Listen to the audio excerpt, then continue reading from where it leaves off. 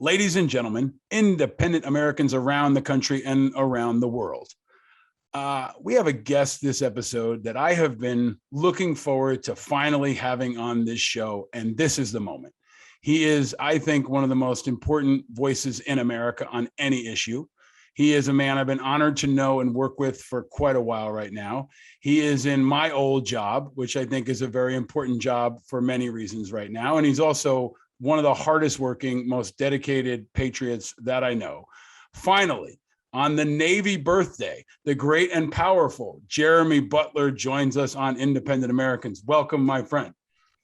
Paul, thank you very much. The great and powerful. I think that's the first time I've ever been called that, but I can work with that. And it is an honor to be here on the Navy birthday. I'm embarrassed that I had to be reminded by an Air Force veteran today that it was the Navy birthday. That shows you how much my mind was in other places that I overlooked it.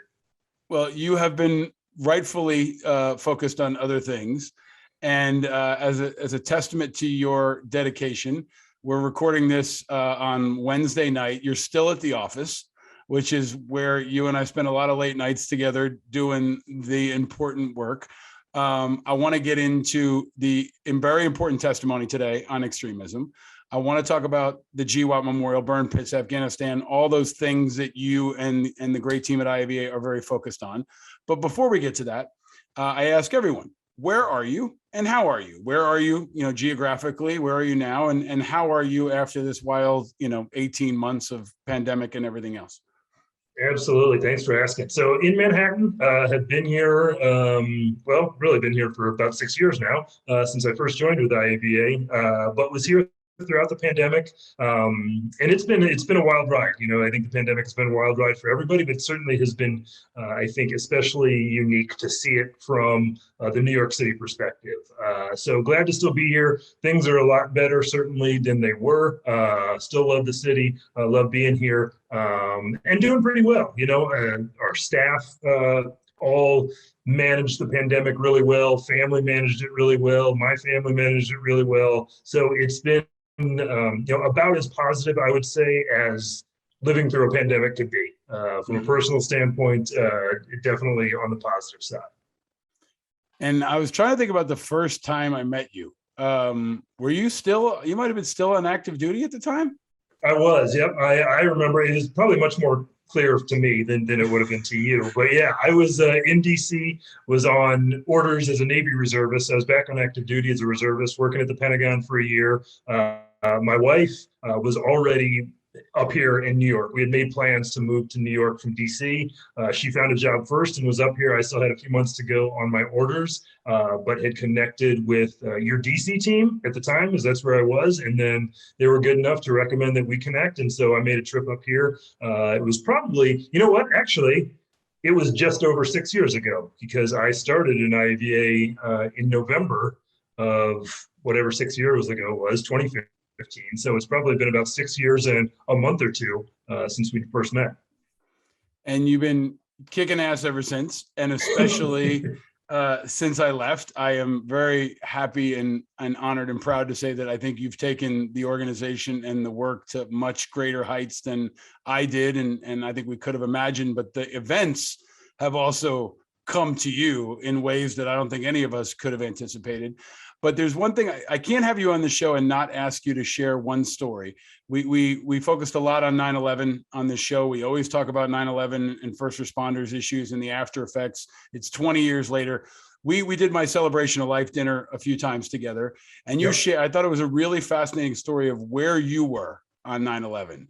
Could you share with everyone where you were 20 years ago on 9/11? Yeah, so I was on my first deployment as a Navy ensign. I joined the Navy in '99, wanted to join the Navy, see the world, travel around, have 4 years of fun and adventures, and then go on to do something else.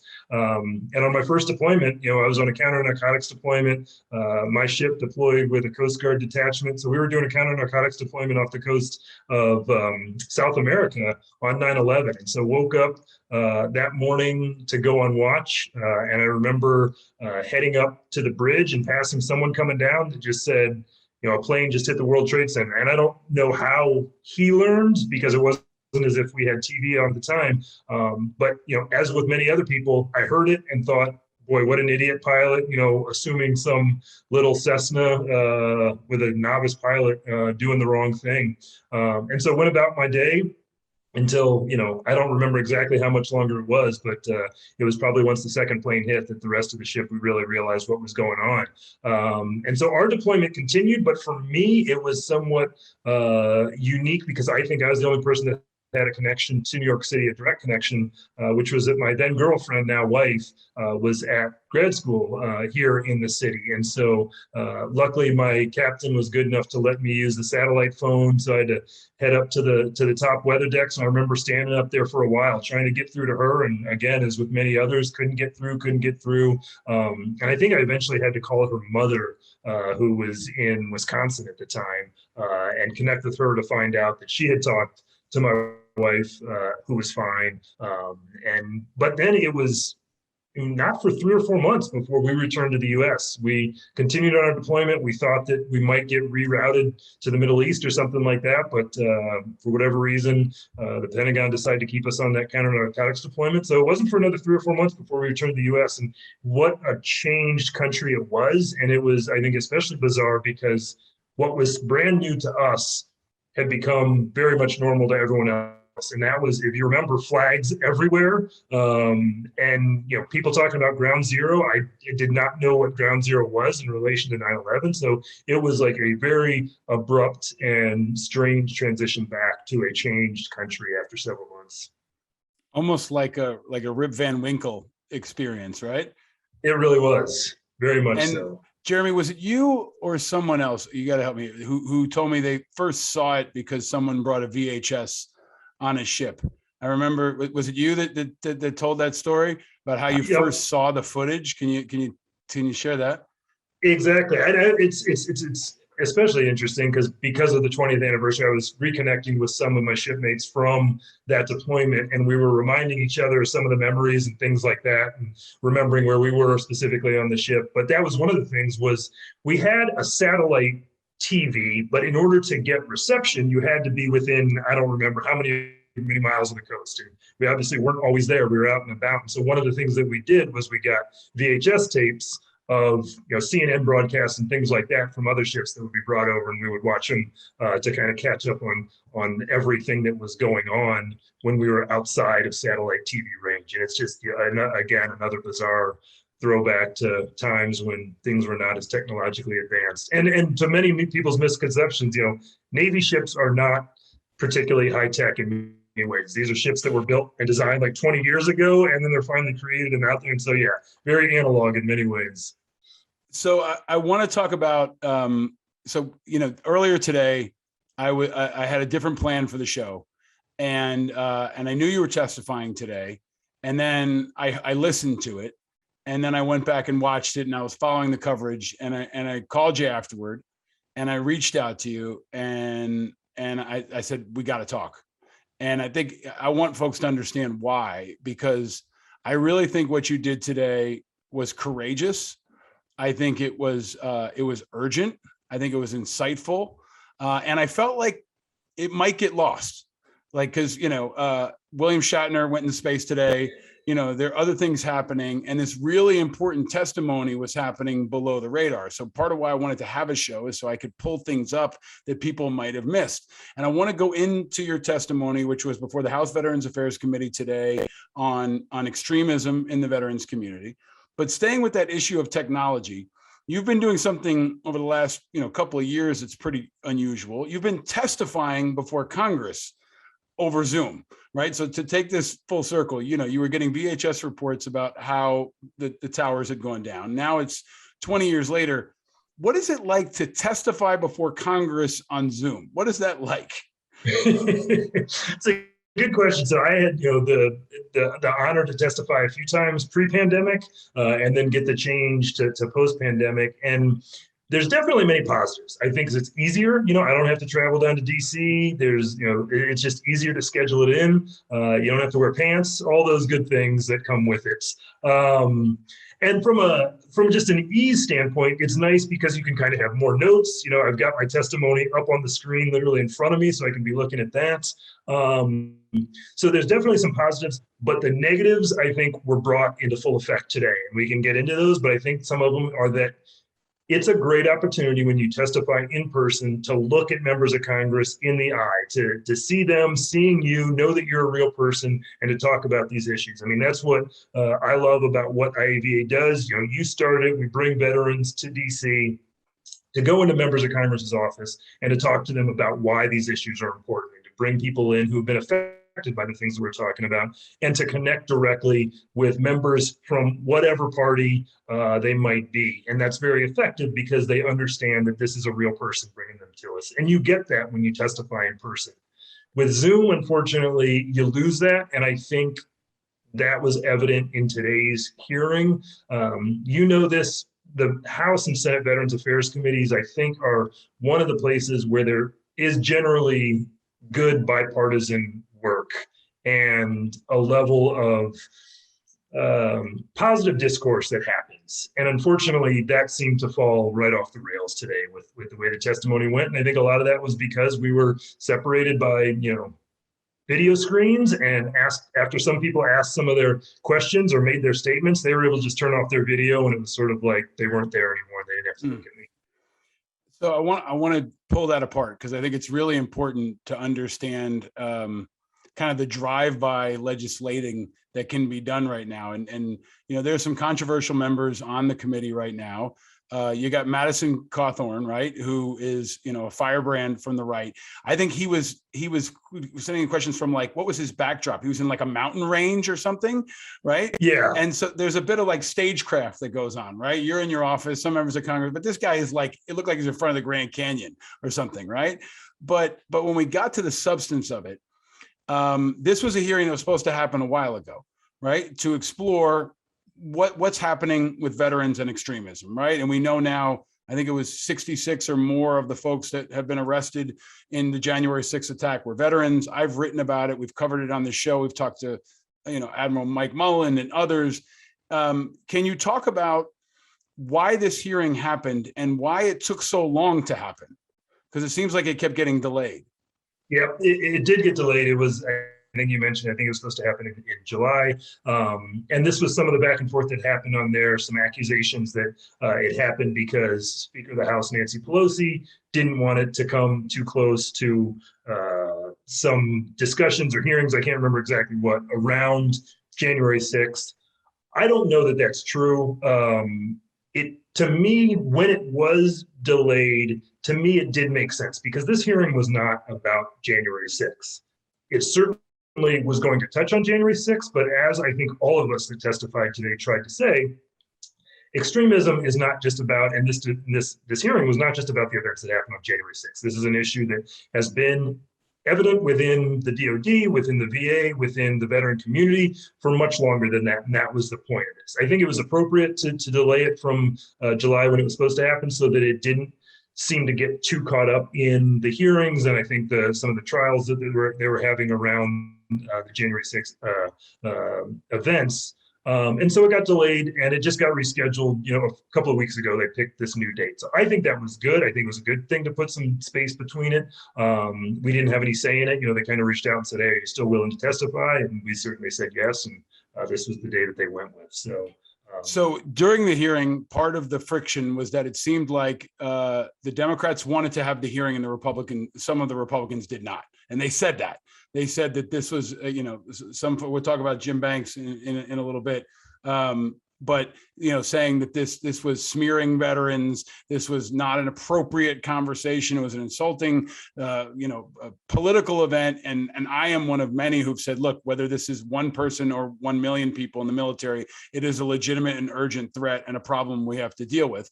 And I have, echoed the sentiment of many others that I think extremism is the #1 national security threat. So if that's the case, I think the hearing today was appropriate, necessary, and if anything, overdue. I've, said you only need one Timothy McVeigh. You don't need to radicalize a whole lot of former special forces folks to be dangerous, and it's happening. We know that the Oath Keepers and others want to recruit members of our organization and so many others. But I want to ask you, can you just summarize your testimony?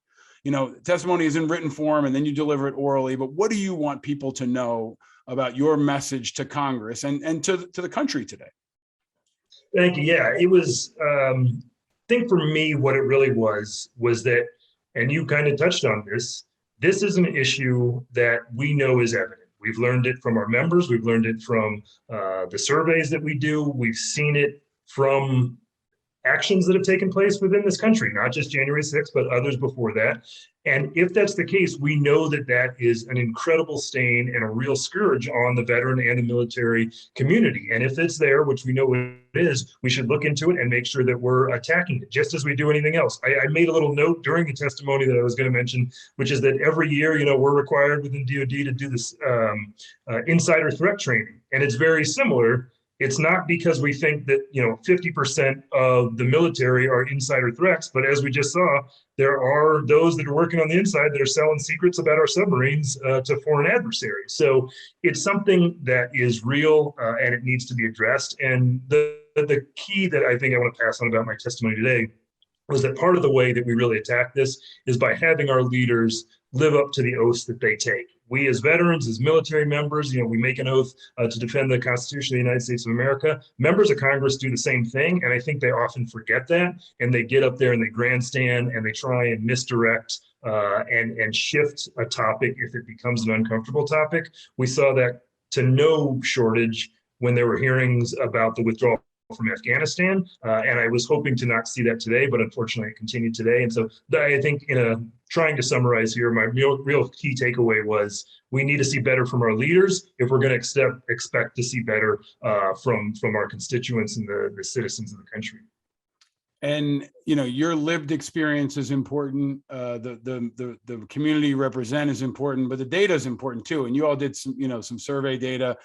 That released some survey data, a survey that I was intimately involved in for many years and now is in y'all's hands and you're running with the ball. But one thing that stuck out at me was 3 in 10 of the veterans that you surveyed had witnessed extremism, right? Had witnessed examples of extremism. And I say it all the time, up until a couple of years ago, you could fly a Confederate flag in the barracks. That was allowed, right? And there are much more severe examples of that. But can you share your experience? Have you witnessed it? Have you seen it? What's your feel, right? Because part of your job is to have a feel of the membership in a way that I don't even have anymore because I'm further away from it. What's your feel of what's going on and what do you see? Yeah, it's one of the things I always stress is it's going to be different from everybody. And I think you'll get this, and we certainly get that in the survey data, which says that, right now the survey is ongoing still, but we've had, over 3,500 respondents. And as you said, basically about one in 3 say that they've witnessed it. It's going to be very different for me. I'm a Black man, but I was and still in the Navy Reserve as an officer. So I'm going to get certainly treated a very different way than a junior enlisted person might. And then there's going to be differences within the community. So what I always try and say is what you see in your community doesn't mean that that's the way it is everywhere. So what I hear a lot of times is, oh, I've been in X, Y, and Z community and I've never seen it. Everyone seems to be very good. Well, that's great for your community and what you see there, but that doesn't mean that extends across the entire Department of Defense. And so I think it's really important. Data was one of the things that came up a lot in this hearing, and I think it is important that we get more data. That's something that everyone is testifying about. But I think it's also important to look at the fact that we do have a fair amount of data, and a lot of PhDs testified today about the data that we're getting. We continue to get survey data that shows that this is a real issue, and I think it's important to look at that and not go off of what you've heard from your buddies, from your shipmates, from the constituents that you hear from when you set up some random website to try and gather stories about it, as some members have done. And it's clear that this is a national security interest, right? We've got to protect the force from many things, from COVID and from extremism, right? So it's about education. And I think either you or Joe Pensler or someone said inoculation, right? You've got to kind of inoculate people and provide conversation spaces and information and off ramps and alternatives to extremism, but also make them aware of the risks in the same way you would COVID or IEDs or herpes, right? Like they make people aware of everything in the military here. But there's a point that you touched on. It got to a point where there were fireworks, and Representative Jim Banks, who is from Indiana's 3rd district, was pissed off that was a hearing. He felt that the Democrats were slandering veterans. That was his position. And then I thought a really important moment, he asked you uniquely, as the only Black person on the panel, to disavow Black Lives Matter and Antifa. And your reaction, I thought, was very measured, very thoughtful, very data driven, and you kind of put him in his place. But can you share, what do you think is important about your response then? And now, having processed it, what's your response to that? What was really, I don't know what you would call it, but I thought it was inappropriate. I thought he was grandstanding. I thought he was making it about something else, and he kind of put it on you. But what's your reaction, then and now? It was really exactly that, exactly what you just said. And it tied into my opening statement, which, to backtrack slightly, for those that don't spend their time watching House and Senate testimonies, which, hopefully is most of you, so I don't necessarily recommend it all the time. But, we all get 5 minutes to make an opening statement, and then usually you have submitted longer written testimony that can go into more detail. But in my opening statement, one of the things I really focused on was the recent House and Senate hearings across a variety of committees about Afghanistan, and all they were, almost to a member, it was either the Republicans were trying to say that Afghanistan, the entire problem was President Biden's withdrawal, and all of the Dems were trying to say that it was President Trump's 2020 Doha agreement. Like, if that's all you listened to, you would have thought those were the only 2 events that occurred in 20 years of war in Afghanistan. And so my point was, we need to stop doing that. We need solutions. We need answers. We need to look beyond that. We need to stop grandstanding and just trying to draw talking points that say it's the other party's fault. And then it seemed like he went and did that exact same thing in his line of questioning. It was, don't look at what this hearing's about. I'm going to ask a question about something that's tangential. It's whataboutism. It's things like that. And that was really frustrating to me. And it was also, frankly, it was kind of a watershed moment for me, because up to this point, it's always been rather collegial. When I've been in these hearings, you get questions. You might get pushback on positions that we have, and I totally understand that, but it's never really kind of turned personal somewhat until today. And so it kind of caught me off guard, but hopefully I didn't get as red as I am realizing I am now. I'm looking at myself in this Zoom and realizing it's getting warm in this office here. I apologize if anyone that's watching. Nothing is wrong with me other than it's the end of the day and I'm getting worked up talking about this. I think understandably so. You've been putting, your heart and your voice out there for a long time now. And I thought that today was really important, because at one point he said something like, can you explain why the Biden administration hasn't labeled, I'm paraphrasing, why they haven't focused on Antifa and Black Lives Matter like they have on veterans, right? And you said, I don't work for the White House, that's not my job, right? But they're so often, and he's a good example. They're looking for a soundbite, they're looking for a clip. They want to use you as kind of a punching bag for something they're trying to do. And I thought it was really inappropriate, and I thought it was shameful. And even since then, he started tweeting at me and throwing articles at me from 2012 instead of addressing the core issue, which I think Joe said something along the lines of, look, if you have cancer, even if it's a small cancer or a big cancer, you got to cut it out.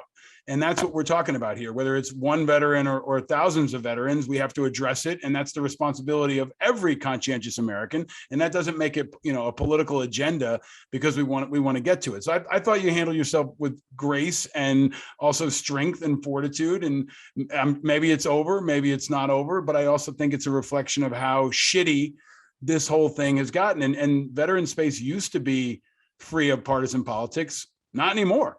I mean, you've got some of the biggest bomb throwers on that committee now, and it's often been a committee for backbenchers or rookies or people who don't have anywhere else to go. And now you've got some young folks on there that want to make a name for themselves, throwing bombs on the HVAC committee, right? So can I ask you to reflect on, really the magnitude of the last couple of months, January 6th, these ongoing discussions about extremism, Afghanistan. Can you explain, what you think this moment is in history? It's a big question, Jeremy, but for the veterans community, but also for the country. You're a thought leader beyond the veteran space. What do you think of where we are right now? Yeah, and I'd even back it up a little further than that, because I think, you said it a little bit. I think events have driven veterans and veterans groups to the forefront just in the last couple of years, and maybe even less than that, than they really almost ever have. And I would back it up to the killing of George Floyd, frankly. That was a watershed moment for me, certainly, as it was for much of the country. But I think it also allowed groups like IAVA and others to begin to more openly talk about race as an issue without having as much, and I'm speaking for myself here only, with having as much fear that you're going to get backlash for some members that say, no, you need to stay focused on X, Y, or Z, or whatever it is. So that was sort of, in my mind, and for me personally, the first of the kind of dominoes, if you will. January 6th was absolutely another one. And then, as you know, probably nothing has been more energizing, for lack of a better word, than the withdrawal from Afghanistan. And not the announced withdrawal, but the actual days on the ground when we saw those images of the actual withdrawal, when President Ghani fled the country, and then things went, for no other way to describe it, but just down the shithole after that.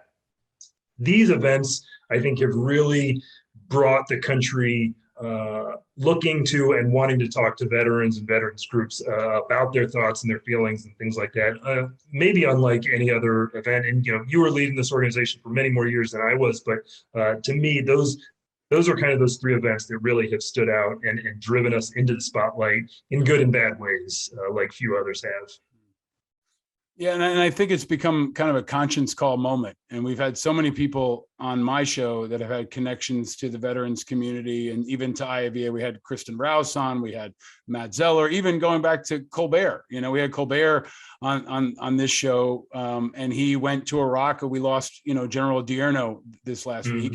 And I remember that moment where General Odierno, was always I thought down to earth and strong and thoughtful and kind. And, he was also, down for a good joke, and he shaved, Stephen Colbert's head. But there are all these moments where I think we used to hope we could. And when I ran the organization, frankly, we were kind of outside of the mainstream of politics, except occasionally. Now, and some of this, I think, frankly, is that Trump has politicized the community in such a way that now General Milley is a household name in the same way Dr. Fauci is. And everything from COVID to George Floyd, the military has become a conscience, but also kind of a canary in the coal mine. So when you look ahead, what do you think is the most important for people who aren't tracking on veterans issues? What do you think is the most important issues that are bigger than veterans that veterans are focused on? Yeah. Well, that's a good question. A good way of putting it. I mean, I think the biggest one that jumps out to me is mental health, because that is a problem, and suicide, the need for mental health care, that is one that we talk about quite a bit within the veteran and the military space. And it is an absolute huge issue, a crisis issue within the military veteran space. But it's a crisis issue for our entire country. And when we address one community, we're helping the other. And I think that is one where a lot can be done to help the veteran and the military community by helping ourselves. There's just not enough mental health care providers anywhere in this country. There's still plenty of stigma about talking about it.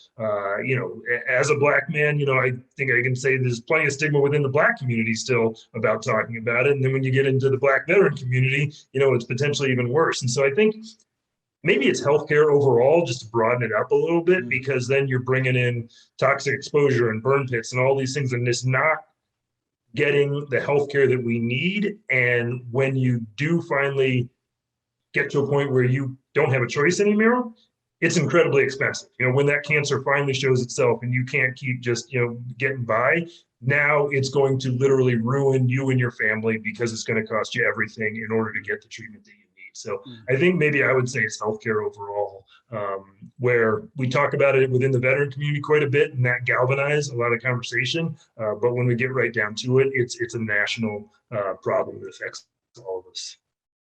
Well, really well said. And I think, people have recognized that if veterans are having this hard time with all the mental health issues, and they put us on a pedestal and they put us on the cover of magazines, everything from burn pits to recognition to family support to healthcare to COVID, right? I just saw today, I think 15,000 veterans at VA have now died from COVID. So all of these are like, if it's a dashboard of America, right? They're when they hit red, it should worry everybody. Yep. And you are now that guy who's responsible for letting everybody know when it hits red. And I'm glad that it's you. But your personal story is inspiring and is important. And you've had this amazing life journey. I don't think you ever could have imagined, 20 years ago when you were on that Navy ship that you'd be, battling out with members of Congress on domestic extremism. But if you could go back and talk to your younger self, and maybe in some of the times when you were struggling, and for people who are struggling now with whatever's going on in their life, you're a role model, you're an inspiration, you're motivating, especially a lot of young people. What is your message or lessons learned for people who are going through the struggle that may have been like you at one point? I think it's not going to be groundbreaking here, but I think it's that there are many others going through the same thing. I think we all like to think of ourselves as being unique and in a situation that no one else has dealt with. I kind of felt that, just to bring it back a little bit more on me as someone, I grew up in a mixed race family, but grew up in a predominantly white area. And so I very rarely talked about race because I'm like, no one else is going to get it. I'm the only one here. I'm out on an island. But that's not the case. There were certainly people around. There was plenty of people to talk to. And I wish on that issue and many others, I wish I had felt comfortable talking about it sooner and earlier, because I think that is just helpful, regardless of what you're talking about. And so that's what I'd always say to others, is that no matter how unique you're feeling, the reality is there's probably a lot of people around you who are going through something that's at least similar, and is going to be a good person to talk to about it, and that's going to help. You continue to help. We say on this show a lot, look for the helpers. I hope you'll stick around for a little extra for our Patreon members. I'm going to ask you about your favorite drink and your first car and some other stuff that we used to put in the meat of the show, but we're saving for our Patreon members now. But as you think ahead to Veterans Day, is there a message, or you're now the guy kind of putting out there the call to action? Is there a call to action for folks as Veterans Day approaches in less than a month? I think so, and it kind of ties into the things that we've been talking about. After the events and the way Afghanistan ended, it very much colored the 20th anniversary of 9/11. We're now, we've hit the 20th anniversary of Afghanistan, and now we're approaching Veterans Day. I think it's a challenging time for a lot of veterans. I would remember and call on you that your service mattered and you still matter. And we were saying this, get out there and continue to do good, because there is still so much work to be done. You've hung up the uniform, but there's still tons to do. And, my big thing is to try and partner. Someone said this, and now I've co-opted it and said it a lot in the last few days. Do what you do best and partner for the rest. And that's what I'm trying to do. There's a lot of great organizations, a lot of great veterans organizations out there. Get out, get motivated, and help. And I think by doing that, you're going to help yourself. And so I think this Veterans Day is really kind of a rallying time, because it has been a tough few months for everyone in our community. And this is a time to get out there and really reconnect with others, especially with the COVID. It's yet another reason to get out and reconnect. So get out, reconnect, and find a way to continue serving your country. Well, that's what you've done from the moment I've met you and ever since. And I am one of many who are extremely grateful for your continued service. The job you have is a very hard one. I know that. But I also have been inspired by your leadership and your voice and your personal courage, and you embody the best of what not only our community, but this country is all about. And over the last couple of months, especially, you've been masterful in helping the country through it. And I know you will continue to do that in the days ahead. I'm honored that you're a colleague and a friend. And I'm one of many that are just thankful that you're out there leading on behalf of all of us, man. So thank you for all that. And thank you for finally joining me on the show on the Navy birthday, even if I had to keep you late at the office one last time. No, I got to say thank you, because hey, you started this organization years ago and built it up into something incredible, and frankly allowed me to meet a wide range of incredible people. We talked about it a lot. The IAVA community is massive, and it is made up of some really incredible people. And even folks that were part of the organization and then left before I got here, I have now gotten to know and really become good friends with. And that's because you did an incredible job of building this organization into the powerhouse that it is, and bringing on board some incredible veterans and civilian supporters to really make it all happen. So thank you for taking a chance on me, 6 years ago, because you talk about, I didn't expect to still be in the Navy 20 years ago, and I certainly didn't think that 6 years later, after first day with IAVA, that I'd be where I am now. Well, outside of marrying my wife, probably one of the best decisions I ever made was giving you the ball, because you're the quarterback now, and you're leading us all. And it's always a team game, but to know that you got the ball is really, lets us all sleep a little better at night, and also inspires and motivates us. So to be continued. Thank you for all you do. I'm going to keep you over for Patreon for a couple of extra rapid fire questions, and then finally let you get some sleep before getting back at it tomorrow. The great and powerful Jeremy Butler. Thank you, my friend. Stay vigilant. Thank you, Paul.